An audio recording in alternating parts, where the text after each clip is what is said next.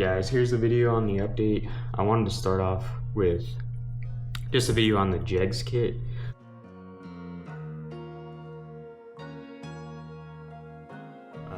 More specifically the JEGS Bandit EFI kit that I installed on my 1978 Chevy Nova. Just to be clear with you guys, this is my second kit and I loved it the first time, and I think I might have kind of cooked the first one myself. I'm not sure, but let me just give you an idea of what it looks like on this engine. Let me turn this on. So there we go. Kind of get a better idea of it installed on an engine. You can see all the vacuum lines I got going. I can explain that real quick. I got this bracket too. This actually comes with springs connected. Supposed to go to the throttle. There's so much spring tension in this, you don't even need it. It feels, the throttle response feels great without those springs. Just kind of a side note on that, but here's just what it looks like. Everything fully installed. And then there is the fuel pressure regulator that I installed in the engine bay, so it didn't have to travel too far. It's kind of a better look for you. So let me point everything out real quick for you. So this vacuum hose goes to my transmission. It's the vacuum line for shift points for my turbo 350 transmission. It's a fully stock transmission. Even the converter is stock, which I need to change out. Hopefully I can get something for that soon, because the stall on that transmission, or the torque converter on this, is 1400 RPM, and that is just too low, so it constantly is just bucking with this engine, and just wants to lurch at stoplights. So this right here goes to my vacuum advance. You can see right there. Just helps with timing. Just when you're off gas going at speed, it kind of controls the timing as far as not just staying at a consistent timing. It actually advances the timing so you can maintain speed. And the engine doesn't stall or do anything weird. And then the third vacuum line just goes to this, so it regulates pressure correctly. If you don't have that, it'll just stay at the recommended 58 psi. So then when you get on the gas,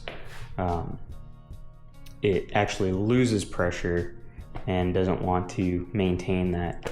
I think the JEGS kit actually recommends 58 psi. So the basic installation of this is super easy. Just like this unit right here. The actual fuel system was probably the hardest part for me to install. So let me kind of just go over that with you guys real fast. So you can see right here, this is the right rear tire of the Nova, and you can see that is actually where my supply line comes from right there. So it's just held on by two clamps because I wanted to adapt the stock sending unit to this EFI kit. And then the lower one that's not connected to anything is actually the return line that is not being used. I actually had to make my own return line. You can kind of see it, let me see, right there. So I got as low as I could on the tank and just kind of came up and mounted it to the body, and then you can kind of see, yeah, right there is the fuel pump and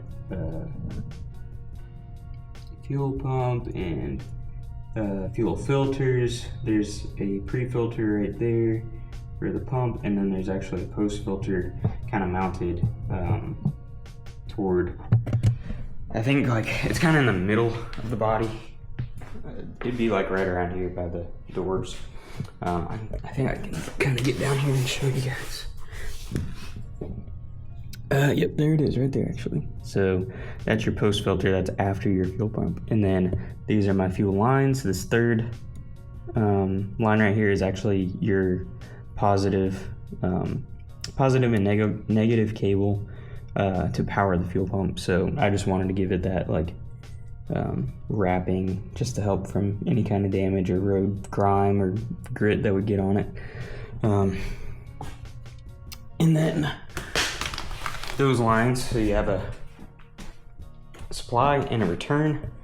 You can see right here on the regulator that this is my supply, this is my return, this is my supply to the JEGS kit, and then you'll have your four injectors, two here and two here, and then you have your throttle blades right in there. Yeah, I mean, I would say this is definitely a weekend kit. I did a full engine swap with an engine I've never worked with before, and also installed this kit. So it just took me a lot longer to just kind of figure everything out and get everything right. I also recommend, if you don't have a HEI distributor, I would recommend that to go along with this kit, because it does require crank signal, which you can get crank signal from anywhere. As far as like a traditional distributor and separate coil setup, you can see right here, this brown wire just goes right into the tach, and that's basically how the JEGS system can read your tach signal and make sure that everything is working correctly, because it will not start if you do not have a tach signal. If there's any other questions that you guys have about this, I know this isn't like super detailed, but any questions you guys have, just let me know and I can get back to you via comments, or I can actually just make a separate video on that specific topic, because I mean, I installed this about a year ago, and it's not fresh in my brain as far as like how to, wire everything up. But it's pretty simple in the manual. I would not say that this is the hardest install to do, especially if you already have an engine. Like if it's a stock engine and you just want to go from carbureted to fuel injection, then that'd probably be a lot easier than what I had to deal with. So highly recommend it. Like I said, this is my second kit. What ended up happening with my first kit is I think I let the battery drain too much, and I tried jumping it off with another vehicle. So I had a 2004 Jeep Wrangler with jumper cables, and just trying to jump that vehicle off, or jump the Nova off with that Jeep. And I was trying to crank it, and it was just so incredibly dead that I don't know if I just fried the ECU, but it left me stranded. I think that's one thing I would say. Like, I don't know if that's why it burnt up, or just user error, or I did something wrong, but this second kit has proven itself way more worthy than the first kit. So I don't know exactly what happened. That is a risk, you guys could end up with. So I just wanted to be clear that this is my second kit. I can kind of show you where I put the ECU for right now.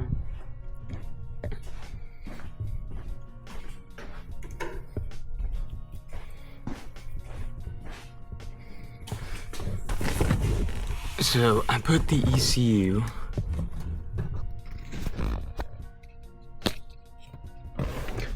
ECU right over here, and here is a huge thing I recommend, is a power distribution block.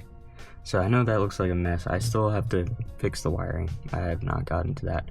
But basically all this does is it gathers power over there from it's an ignition switched power. So once you hit the once the vehicle is running, this block has power, and then it distributes all the power to wherever you need it. So like this orange wire is your, let me think. I think it says actually, this wire, oh yeah, it's key switched for the JEGS unit. And then I have power going to, my gauges over here. I have a, let me show you. I have a oil pressure gauge right here. I also have power going to, I also have power for my fan. I have an electric fan on this vehicle, and it just runs a lot cooler with an electric fan versus that mechanical fan. Just a heads up for anybody going and getting a classic vehicle, 100% recommend an electric fan. This works a lot better, keeps these vehicles cooler, and just all around a better experience as far as, you know, if you get stuck at a light for about 10-15 minutes. Very, very much recommended. And just like accessories and stuff like that, nothing too vital to the JEGS kit. But I actually, for right now, have the ECU just right under my floor mat right here. So I don't normally have passengers, so I'm not worried about it. But yeah, it just sits there. My main reason for this, I know it sounds weird, but it actually prevents any kind of frequency disturbance, which I've run into. This is also a key feature to know about these kits, is that, so here is my speaker wire,